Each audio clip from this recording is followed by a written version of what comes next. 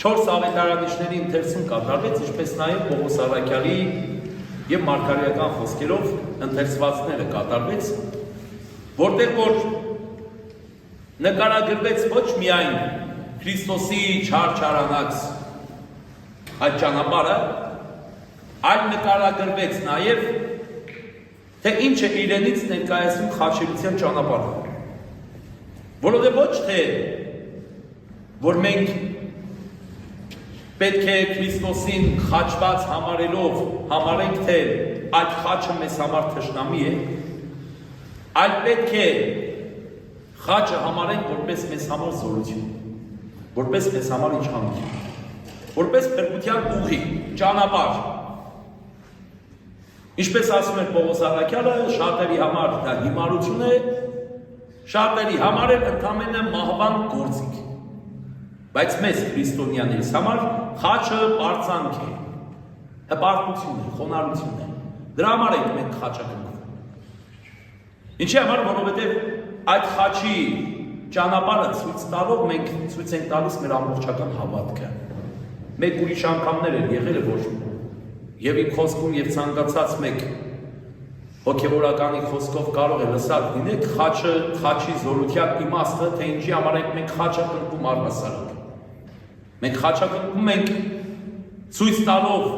մեր քրիստոնեական նպատակը,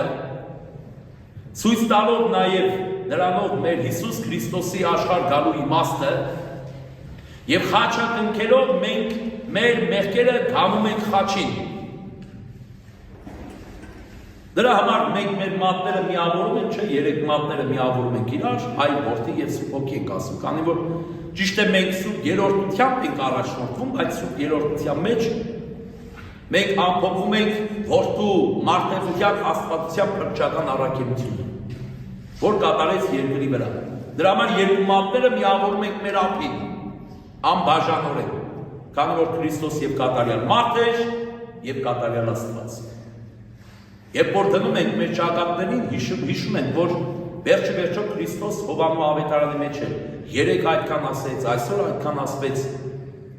Առաքյալի շուրթերով ասվեց, որ Քրիստոս եկավ հոր կամքով, հոր մեջ եւ ինքը հոր մեջ եւ Հայրը իր մեջ եւ եկավ հոր կամքով։ Ասում է Քրիստոս, ես իմ կամքով ոչ մի բան չեմ արել, այլ ինչ որ արել եմ իմ հոր կամքով եմ արել։ Բայց չպետք է դիտարկել, որ նրանք ուրեմն անջատ են, առանձին են։ Առանձին չեն, եթե Հայրը մտածեց, Հայրը գործեց, ուրեմն Որդին գործեց։ Եթե Հայրը քայլեց, ուրեմն Որդին քայլեց։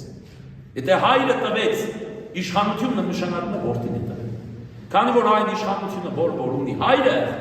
նույն իշխանությունն ունի Որդին, ինչպես Հիսուս Քրիստոս, այլ տեղեր, այլ վայրեր ավետարանում, Հովանու ավետարանի մեջ, Լուկասի ավետարանի մեջ, բոլոր տեղերում անընդհատ շեշտում է, որ ես եւ Հայրս մի ենք, եթե ինձ տեսար, ուրեմն տեսար իմ Հորը։ Բայց քանի որ մենք տեսնում ենք Քրիստոսին, մենք տեսել ենք Քրիստոսին, Հորը չենք տեսել։ Հետևաբար Քրիստոսի միջոցով ենք դավանում Սուրբ Երրորդությունը, որտեղ գործող ուժը, զորությունը, իշխանությունը Քրիստոսով մենք ճանաչեցինք։ Սուրբ Երրորդությունը մենք Քրիստոսով ճանաչեցինք։ Ամբողջ աշխարհը Աստծո խոսքը, Աստծուն մարգարեական խոսքը այդպես էլ չճանաչեց, մինչև Քրիստոս աշխարհ չեկավ։ Եվ այդ Քրիստոսի աշխարհ գալով մենք սկսեցինք ճանաչել Աստծուն։ Դրա համար է մենք մատնանշելով, հասկանալով, որ մեր փրկությունը Հիսուս Քրիստոսով է, Աստծո որդով է, բայց միևնույն ժամանակ գիտակցելով, որ նրա մեջ գործում են եւս 2 ուժ, եւս 2 զորություն, Հոր եւ Սուրբ Հոգու զորություն։ Դրա համար Սուրբ Երրորդություն ենք մենք մատնանշում։ Դնելով մեր ճակատներին, ասում ենք Հոր մոտից եւ Հոր կամքով, Հոր անունով իջավ Քրիստոս ներքև։ Չարչարվեց, խաչվեց, ինչպես նկարագրեց ամբողջ ավետարանական գրվածքը ուրեմն իջավ դժոխք։ Դժոխք նավիրեց, հոգիները սրբագնեց, տարավ դեպի դրախտ, ինչպես որ ավազակին չէ ասեց։ Երբ որ 2 ավազակի աջ եւ ձախ կողմերում խաչվեցին, մի ավազակը քննադատում էր Քրիստոսին ասելով, դե եթե Աստծո որդին ես, ինքդ քեզ փրկի, մեզ էլ հետ փրկի։ Բայց մյուս ավազակը, աջակողմյան ավազակը ինչ էր ասում է, չես վախենում Աստծուց, ինչ ես խոսում։ Մենք մեր պատիժը կրում ենք մեր մեղքի համար։ Քանի որ սխալը գործել է պատիժը։ Իսկ այս մարդը ոչինչ չի արել։ Եվ դարձավ Քրիստոսին ու ասեց. «Տեր, երբ որ գաս քո առկայությամբ հիշիր ինձ»։ Եվ Քրիստոս ասեց. «Քեզ խոստանում եմ, այս գիշեր ինձ հետ միասին դրախտում կլինես»։ Ուրեմն ինչ է նշանակում սա։ Քրիստոս մահվան այն գիշերը, երբ որ դրվեց դամբարան, որ երեկոյան այդ կարգը պետք է կատարենք, երբ որ դրվեց դամբարան, այդ ամբողջ գիշերը մինչև հարության օրը սկզբում իջավ դժոխք, դժոխքն ավիրեց, դժոխքի բոլոր հոգիները փրկագնեց, տարավ դեպի երկնային արքայություն, մի հատ էլ այցելեց երկնային արքայության մեջ, այսինքն տարավ, ոչ թե ուղարկեց, այլ ինքը տարավ։ Եթե տանում ես, նշանակում է, թե դու ես ներկա լինելու։ Հիմա ուրիշ բան է, եթե ասենք, ես որևէ մեկին ուղարկեմ Մարմաշեն վանք, ուրիշ բան է, եթե ես իրա հետ գնամ Մարմաշեն վանք։ Կնշանակի, թե ես էլ ներկա պիտի լինեմ Մարմաշեն վանք։ Ուրեմն նույն բանն է, ինչպես ասում է Սուրբ Գիրքը, Քրիստոս դժոխքի հոգիները փրկագնեց, տարավ իր հետ դեպի դրախտ։ Ուրեմն շրջեց Քրիստոս, ցույց տալով, որ մահը անգամ իրեն չհաղթեց։ Եվ երբ որ դարձյալ հարության օրը ցույց տվեց ինքն իրեն, որպես հարության արդեն մարմին, հարության Քրիստոս, մեզ ցույց տվեց նաև խաչի ճանապարհը, որ միայն խաչի ճանապարհով է հնարավոր հաղթել աշխարհը։ Ինչպես որ ինքը խաչի ճանապարհով հաղթեց աշխարհը։ Ուրեմն մենք էլ երբեմն այդ խաչը վերցնում ենք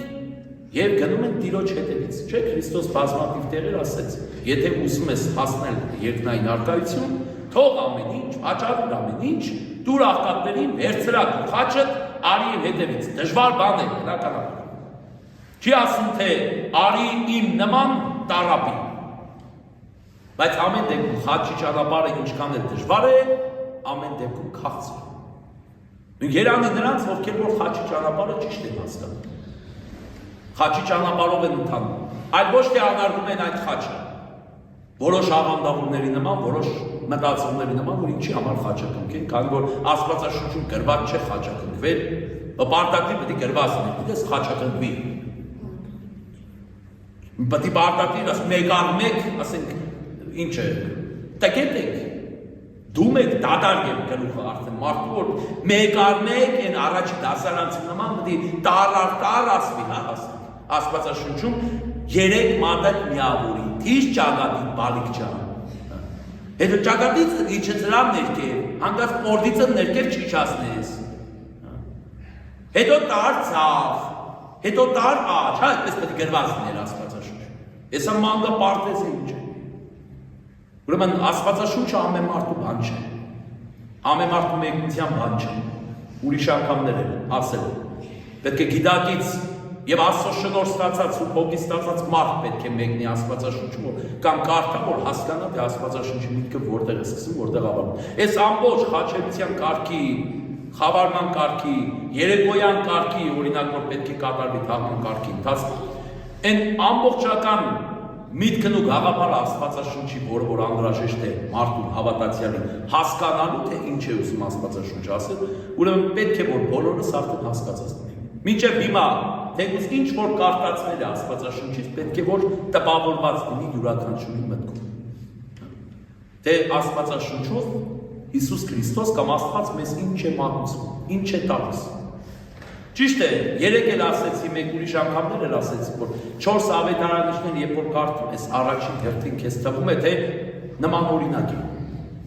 Բայց եթե ուշադիր եղաք, տեսաք այդտեղ բաներ կար տարբեր։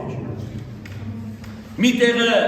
Սիմեոնի անունը մենակ Սիմեոն տվեց, մի տեղն ասեց Սիմեոն Կյուրենացի, էս ինչի եւ էս ինչի հայրը, մի տեղ ասեց հանդից էր գալիս, մի տեղն ասեց հող մշակելուց էր գալիս, տարբերություններ կան սրանց մեջ։ Մի տեղ ընդամենը նկարագրեց Մարագույրի պատրվելը, իսկ մի տեղ նկարագրեց ամբողջ երկրաշարժի, երկիրը խառնվելու, աստղի, լույսերի, արեգակի կորցնելու իմաստը բացատրեց։ Մի տեղ նկարագրեց, որ ընդամենը Քրիստոս խաչի վրա հոգին ավանդեց, իսկ Հովհաննես ավետարանիչը մանրությամբ նկարագրեց, թե ինչ տեղի ունեցավ խաչի վրա։ Ոչ միայն Քրիստոս աղաղակեց խաչի վրա Էլի լամա սաբախթանի, որ նշանակում էր Աստված իմ Աստվածին ինչու լքեցիր ինձ։ Սա պարզապես մարդկանց համար ցույց տալու համար, թե մարդը ինչքան տկար արարած է։ Եվ առանց Աստծո ոչինչ անել չի կարող։ Եվ դրանից հաջորդող խոսքը Քրիստոսի ցույց տվեց իր զորությունը, հայր, ներիր նրանց, որտեղ չգիտեն ինչ են անում։ Եվ ասեց, հայր, ավանդում եմ հոգին քո ձեռքերի մեջ։ Սա նշանակում է, որ հայրն իր հետ ներկա էր չարչարանքին։ Հայրը առանձին չէր, լքող չէր լքի հեռացել։ Ասեց, հայր, ավանդում եմ իմ հոգին քո ձեռքերի մեջ։ Ու նշանակում է, թե Քրիստոս խաչի վրա է, բայց միևնույն ժամանակ հոր ձեռքերի մեջ էր։ Շատ խոր աստվածաբանություն է սա, հասկացողի համար շատ բարդ բան է, բայց հասկանալիս կրալում ես, հասկանում ես, թե ինչ է տեղի ունեցել, հոգևոր իմաստով ինչ է տեղի ունեցել։ Եվ ոչ միտեղ նշված չէր, թե գիտես ինչ պետք է սրունքները կոտրվեր, ոչ միտեղ նշված չէր, թե նիզակով պետք է ծագվեր, միայն Հովհաննես ավետարանը դրան անդրադարձ կատարեց։ Երեք էլ իմ խոսքում անդրադարձ կատարեց, ինչի համար։ Որտեղ միայն Հովհաննես ավետարանիչներ մինչև վերջ խաչի մոտ կանգնած։ Մնացած ավետարանիչները տեսարանը չեն տեսել, լսել են։ Լսելով են գրել։ Ավանդությունը եկել է գրել է։ Իսկ Հովհաննես ավետարանիչը ականատես է եղել։